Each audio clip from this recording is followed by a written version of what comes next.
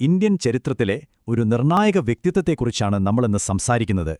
Doctor BR. അംബേദ്കറിന്റെ ഒരു പ്രധാന കൃതിയെക്കുറിച്ചാണ് ഈ വിശകലനം. ഇതൊരു വെറും ചരിത്ര പുസ്തകമല്ല.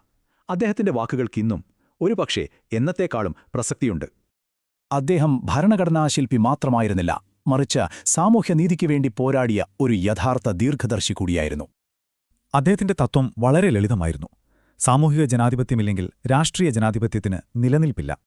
അതുകൊണ്ടാണ് 1946 ആ കാലഘട്ടത്തിലെ ഏറ്റവും വലിയൊരു വിഷയത്തെ അദ്ദേഹം ധൈര്യപൂർവ്വം സമീപിച്ചത്.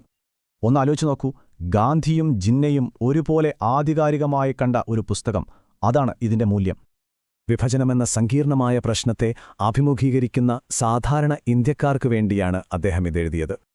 അതിന്റെ നിഷ്പക്ഷതയ്ക്ക് ഇതിലും വലിയ തെളിവ് വേണോ? ഹിന്ദുക്കളും മുസ്ലിങ്ങളും ഒരുപോലെ ഈ പുസ്തകത്തെ തള്ളിപ്പറഞ്ഞു.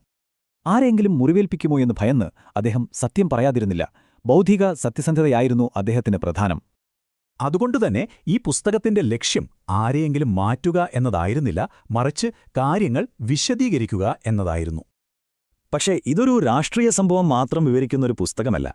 അതിലും എത്രയോ വലുതാണ് ഇതിന്റെ ലോകം. ഇന്ത്യൻ രാഷ്ട്രീയത്തെയും ചരിത്രത്തെയും കുറിച്ചുള്ള ഒരു വലിയ ശേഖരം തന്നെയാണിത്. എന്താണ് ദേശീയത? നമ്മളെ ഒന്നിപ്പിക്കുന്ന ആ വികാരത്തെക്കുറിച്ച് അംബേദ്കർ ഇതിൽ ആഴത്തിൽ ചർച്ച ചെയ്യുന്നുണ്ട്. അതുകൊണ്ടുതന്നെ ഈ പുസ്തകം അന്നത്തെ സംഭവങ്ങളുടെ ഒരു രേഖ മാത്രമല്ല, രാഷ്ട്രീയ സാമൂഹിക ചരിത്രത്തിന്റെ ഒരു സംഗ്രഹം കൂടിയാണ്. അപ്പോ ഇന്നത്തെ കാലത്ത് നമ്മൾ എന്തിനാണ് ഈ പുസ്തകം വായിക്കുന്നത്? അതാണ് ഏറ്റവും പ്രധാനപ്പെട്ട ചോദ്യം. കാരണം അംബേദ്കർ കാര്യങ്ങൾ അതേപടി കൃത്യമായി വരച്ചു കാട്ടുന്നു, ഒട്ടും മയമില്ലാതെ.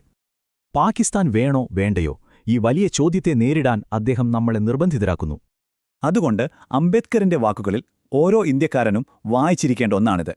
ഇതൊരു പൗരന്റെ കടമയാണ്.